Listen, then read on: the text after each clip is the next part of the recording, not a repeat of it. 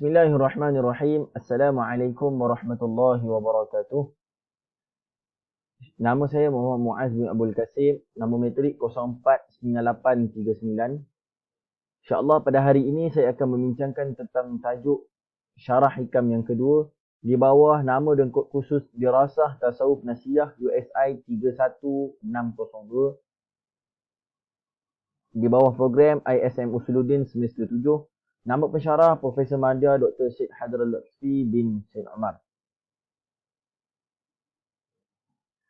Bismillahirrahmanirrahim. Innal hamdalillah nahmaduhu wa nasta'inuhu wa nastahdihi wa nastaghfiruh. Wa na'udzu billahi min shururi anfusina wa min sayyiati a'malina. Man yahdihillahu fala mudilla lahu wa man yudlil. Allahumma shalli ala Muhammad wa ala ali Muhammad kama shallaita ala ali Ibrahim wa ala ali Ibrahim wa ala ali Ibrahim innaka Hamidum Majid.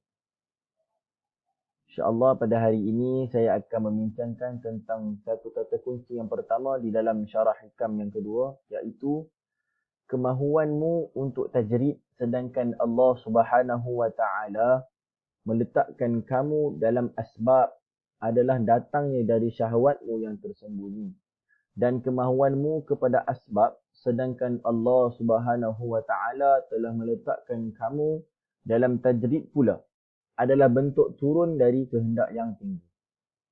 Hadirin dan dirahmati oleh Allah, jikalau kita tengok kita perlu kepada perbahasan dan syarahan. Yang pertama saya dapat kutkan daripada syarahan hikam yang kedua, iaitu perasaan kita untuk menghadapkan diri kepada Allah Subhanahu wa taala untuk mendapatkan diri kita kepada Allah Subhanahu wa taala.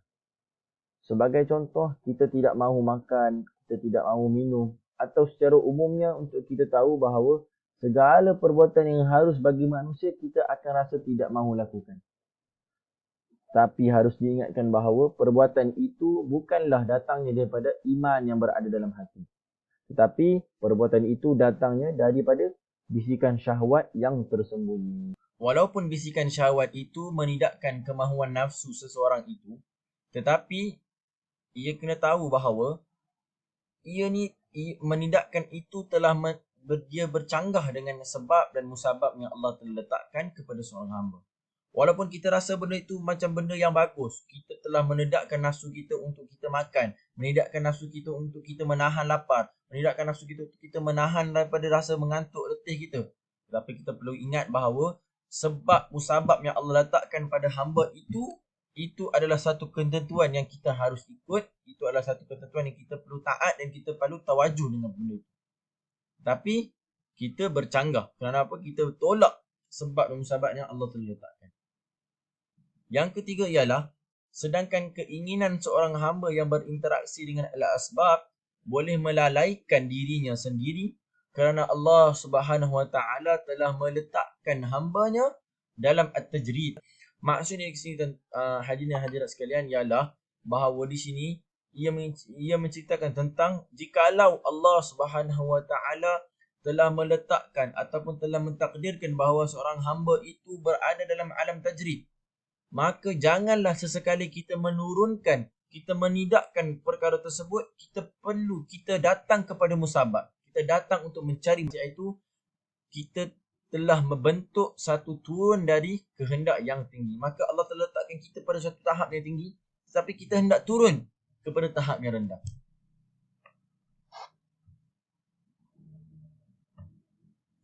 Seterusnya dalam firman Allah Subhanahu wa taala, a'udzu billahi minasyaitonir rajim. Bismillahirrahmanirrahim.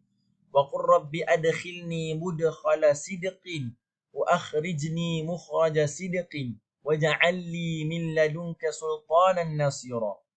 Mafhumnya, katakanlah wahai Tuhan, masukkanlah daku ke dalam tempat yang benar dan keluarkanlah daku kepada tempat yang benar, dan jadikanlah untukku kerajaan yang dibantu daripada pihakmu. Artinya di sini ialah kita masuk ke dalam satu dengan pilihan Allah, bukannya pilihan diri kita. Dan kita keluar juga dengan pilihan Allah Subhanahu wa taala. Sebagai contoh, jika Allah tetapkan hati kita, Allah letakkan iman kita untuk berinteraksi dengan al-musabbab, al-asbab, maka kita harus tawakal dan berusaha dengannya. Jika Allah tetapkan kita untuk berinteraksi dengan at-tajrid, maka kita harus berusaha dan tawakal agar kita sentiasa berada dan berusaha untuk dengan ketentuan tersebut. Seterusnya kita pergi kepada syarah sudut pandang Ibn Ajibah. Ibn Ajibah menyatakan bahawa suatu amalan zahir boleh terkesan dengan amalan batin.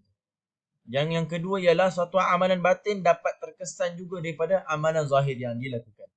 Sebagai contoh, dibawakan Ibn Ajibah bawakan apabila kekuasaan Allah Subhanahu Wa Taala masuk dalam hati manusia, maka ia akan menghilangkan dan menghapuskan segala sifat-sifat mazmumah yang ada.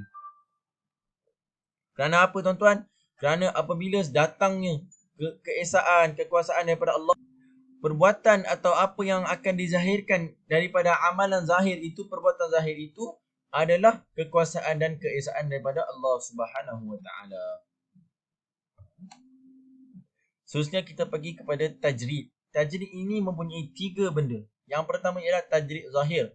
Tajrid zahir ialah meninggalkan sesuatu yang kebiasaannya dilakukan oleh tubuh badan seseorang. Seperti mana makan. Manusia akan makan, manusia akan minum, manusia akan tidur.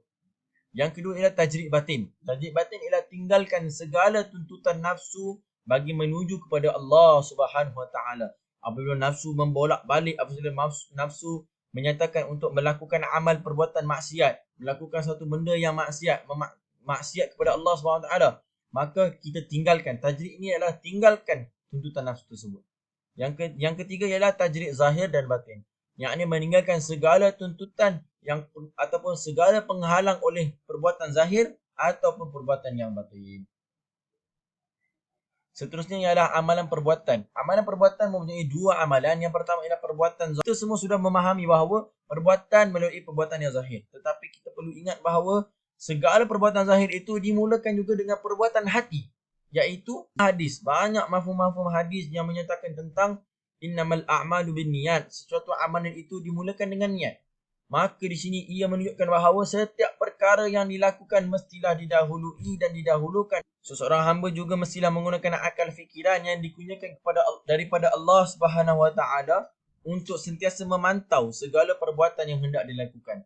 Jikalau perbuatan itu jahat, jikalau perbuatan itu keji, maka dia perlu gunakan akal fikiran untuk menegah perbuatan zahir, menegah zahir tubuh badan dia daripada melakukan amalan tersebut. Kesimpulan yang saya dapat bawakan pada hari ini ialah kita perlu ingat bahawa oleh kita merupakan ketentuan oleh Allah Subhanahu Wa Taala.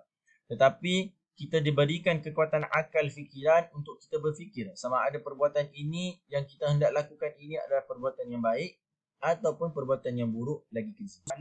Dan jangan sesekali kita menurunkan dan membeza-bezakan ketentuan yang telah ditetapkan oleh Allah Subhanahu Wa Taala. Jika Allah tetapkan seorang hamba itu dia berada kepada landasan musabbab al-asbab, maka dia perlu berusaha dan bertawakal untuk berada dalam landasan al-asbab.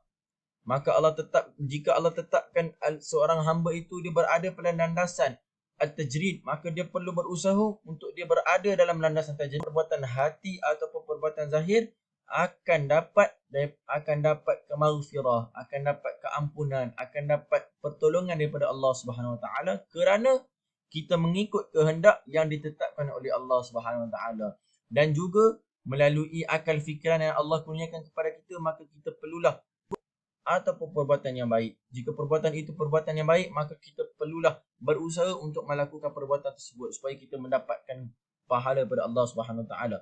Jika perbuatan itu perbuatan yang keji, perbuatan yang buruk, maka kita perlulah berusaha menekan nafsu kita supaya kita tidak melakukan perbuatan tersebut. Kerana apa? Jika kita menghalang nafsu kita daripada kita buat perbuatan tersebut, maka nescaya Allah SWT akan mengampunkan kita. Allah SWT akan memberi bantuan kepada kita supaya apa saja perbuatan yang kita lakukan selepas ini akan dimudahkan oleh Allah SWT. Dari itu dari ini apa yang buruk datang daripada Allah disandarkan ke atas kelemahan diri saya. Tutup saya punya pembentangan video kali illa anta astaghfiruka wa atubu ilaik. Bismillahirrahmanirrahim. Wal 'asr innal insana lafi khusr illa alladhina amanu wa 'amilus solihat wa tawasaw bil haqq wa tawasaw bis sabr. Sekian, assalamualaikum warahmatullahi wabarakatuh.